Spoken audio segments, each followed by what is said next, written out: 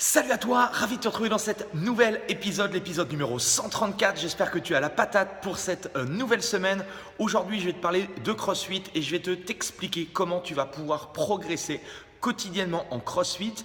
Et si tu ne fais pas de CrossFit, comment tu vas pouvoir progresser dans n'importe quel type d'activité. Juste avant de t'expliquer tout ça, ici en bas à droite, si ce n'est pas encore fait, tu peux t'abonner sur ma chaîne YouTube.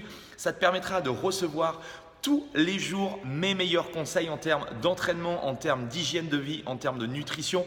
Bref, ce sont des conseils qui vont t'aider quotidiennement à te sentir mieux dans ton corps, dans ta tête et pouvoir justement apprécier la vie comme il se doit. Alors aujourd'hui, comme souvent les lundis, j'aborde la partie CrossFit, j'aborde la partie entraînement. Moi, j'ai une box affiliée CrossFit sur Dijon. Je travaille avec énormément de personnes, monsieur et madame tout le monde, et également des athlètes, notamment à travers la performance.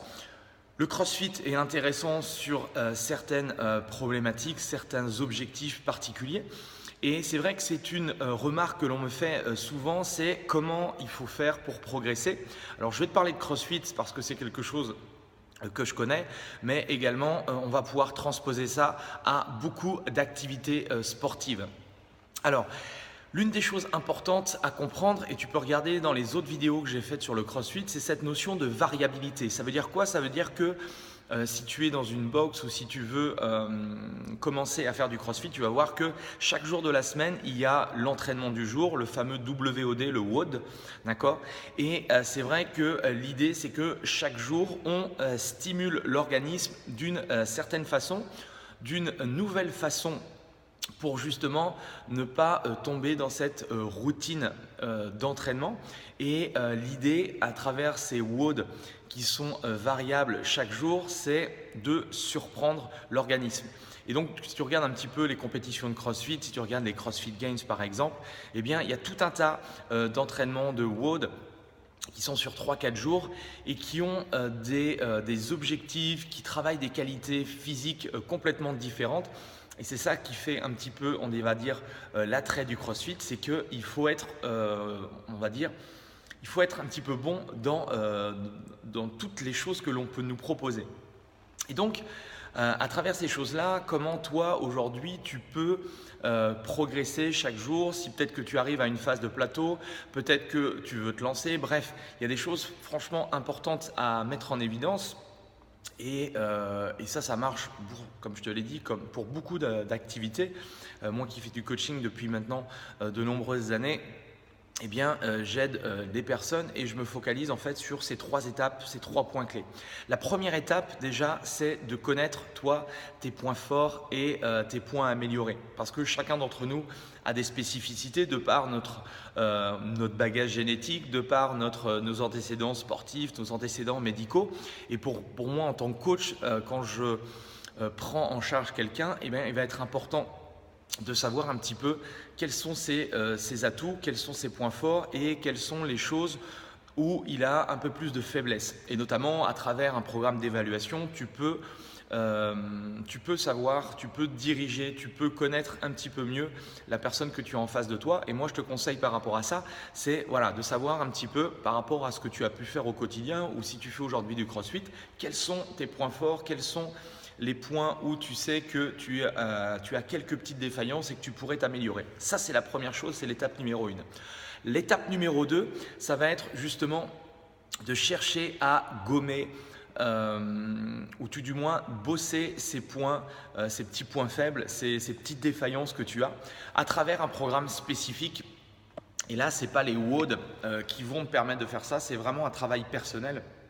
C'est pour ça que, par exemple, nos athlètes qui veulent faire de la compétition CrossFit, qui veulent vraiment progresser dans le CrossFit, il est important en fait qu'on leur mette en place une planification spécifique avec un travail spécifique par rapport à est-ce que c'est plus le conditioning, est-ce que c'est plus le cardio qu'il faut bosser, est-ce que c'est plus la partie force, est-ce que c'est plus un problème au niveau de la technique d'haltérophilie, est-ce que c'est plus des mouvements de gymnastique. Bref, il y a toute une étude à faire par rapport à ça et toi, c'est l'introspection que tu dois faire pour toi, c'est selon tes points faibles aujourd'hui, de trouver justement un moyen, une programmation qui te permette justement de gommer petit à petit ces déséquilibres. D'accord?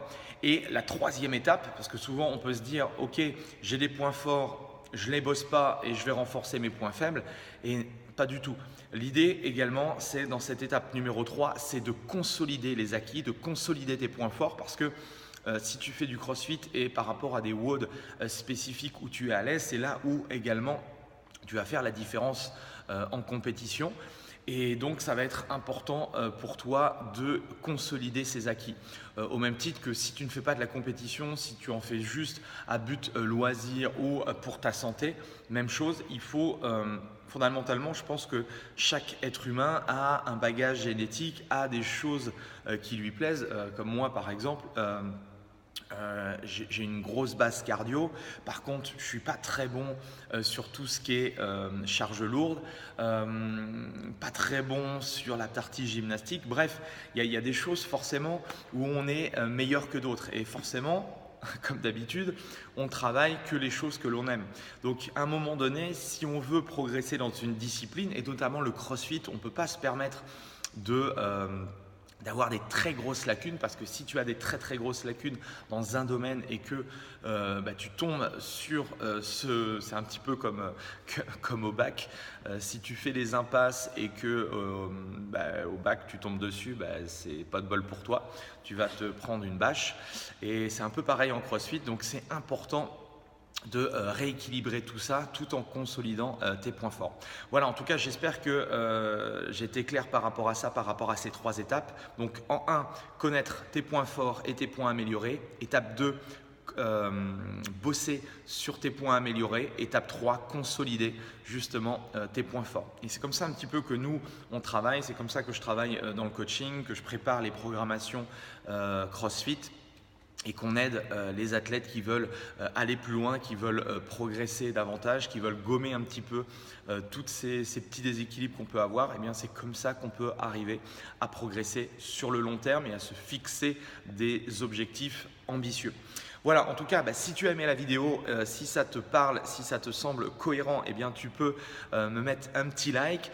Si tu as des questions par rapport à ça, n'hésite pas à les poser dans les commentaires. Ça me permettra de pouvoir réagir à travers d'autres vidéos. Et puis, nous, on se retrouve demain pour de nouveaux conseils. Je crois qu'on va partir sur l'apprentissage du snatch, donc de l'arraché, avec le travail des semi-techniques, un petit peu comme j'avais fait sur les épaulés. Voilà, en tout cas, merci à toi. Je te souhaite de passer une agréable journée. Et puis nous, on se retrouve demain pour de nouvelles aventures. Allez, salut!